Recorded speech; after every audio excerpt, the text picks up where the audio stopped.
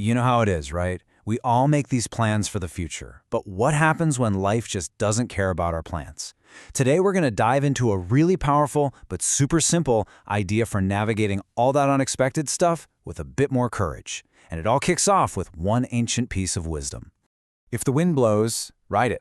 So simple, right? But this isn't just about sailing. Nope. It's a roadmap for navigating pretty much every current in our lives. You know, the good times, the sudden storms, and even those moments where you feel totally stuck.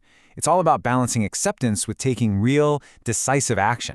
To really get what this means in the real world, let's look at a single moment that completely changed everything for one of America's most famous presidents.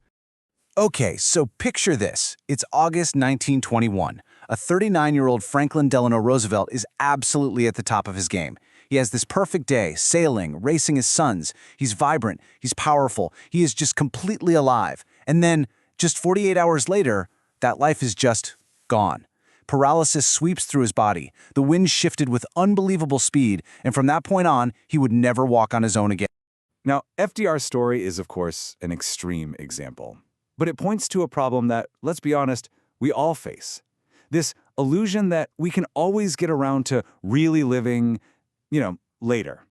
The Roman philosopher Seneca, well, he didn't pull any punches. He said it bluntly. We spend our lives waiting for everything to be perfect, right? For the wind to blow from just the right direction. But here's the thing. That perfect moment, it never shows up. We're always just getting ready to start.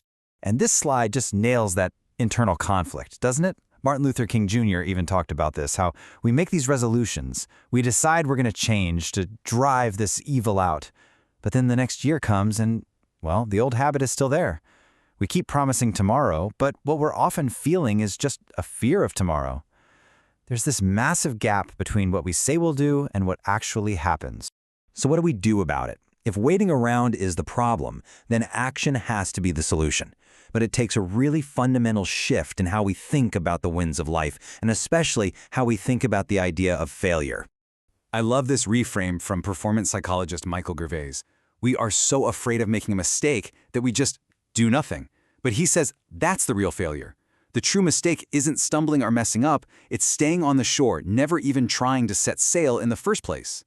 And this leads us to the wisdom of acceptance. Now, this is not about being passive, not at all. It's about being strategic. Look, we can't control the weather. We only control how we sail. The Stoics understood this on a deep level. When we stop wasting all our energy judging things as good or bad, stuff we can't control anyway, we free up all that energy to pour into our response. And that is where our real power is. But look, this isn't just about changing your mindset. It's a daily practice. Riding the wind means you have to have the discipline of being present, of choosing where to put your attention moment by moment by moment. We live in a culture that is obsessed with multitasking, but it is a total myth. That amazing state of human performance, what we call flow, it only comes from deep, singular focus. When the wind is really blowing, you can't be checking your email. You have to be completely engaged with the sails. And here's the real secret. The training isn't about getting it right the first time. It's not about never getting distracted. The real training is in coming back.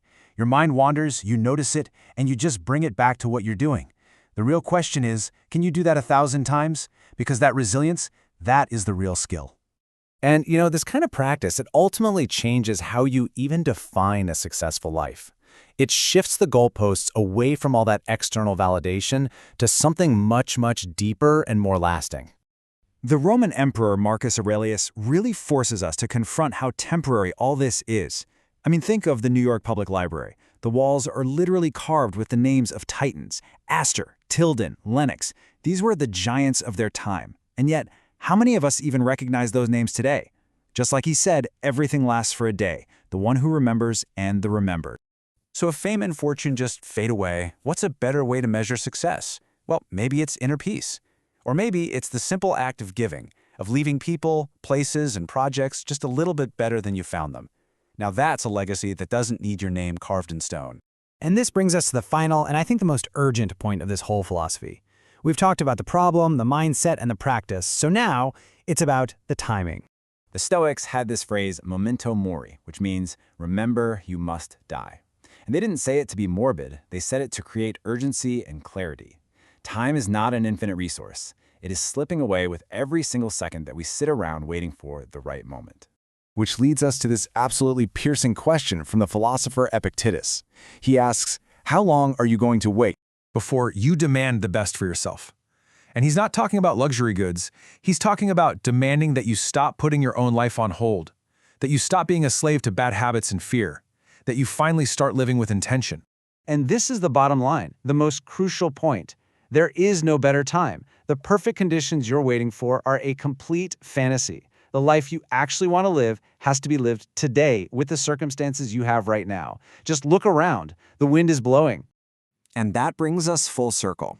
This ancient proverb isn't just a gentle suggestion, it's a command. The opportunity is here, the moment is now. So the only question left for all of us is not if the wind will blow, but whether we will have the courage to get out there and ride it.